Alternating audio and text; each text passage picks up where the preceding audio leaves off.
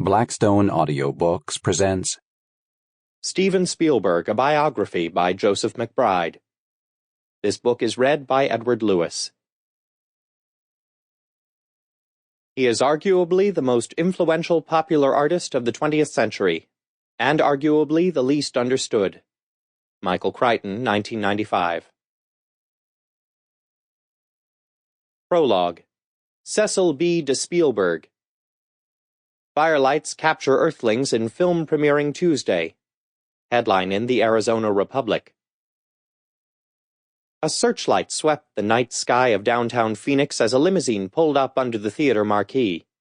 The director and his stars stepped out, bedazzled by the glare of strobes and exploding flashbulbs.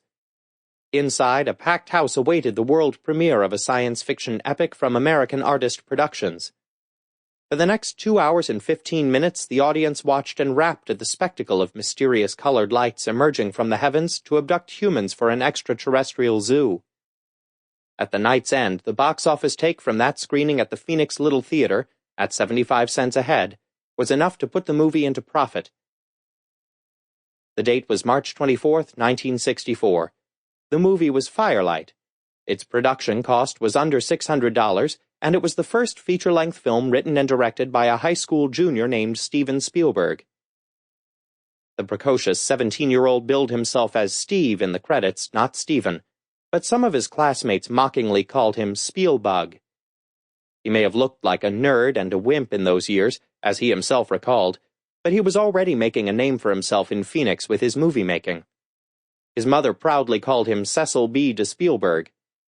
A Jewish kid who felt like an alien while growing up in a succession of increasingly waspish suburbs and turned to making movies as a way of finding the social acceptance he craved, Steve Spielberg had been shooting film obsessively for more than 7 years, with a monomaniacal dedication that made him virtually oblivious to schoolwork, dating, sports, and other normal adolescent pursuits.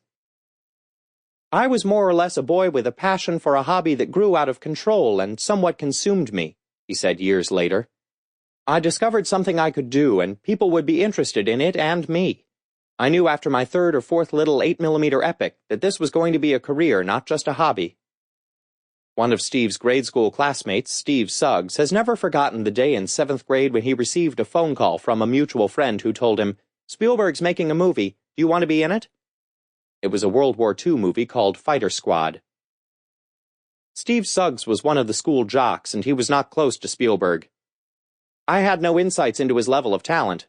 He wasn't athletic at all, nor was he necessarily a brainchild." Sample complete. Ready to continue?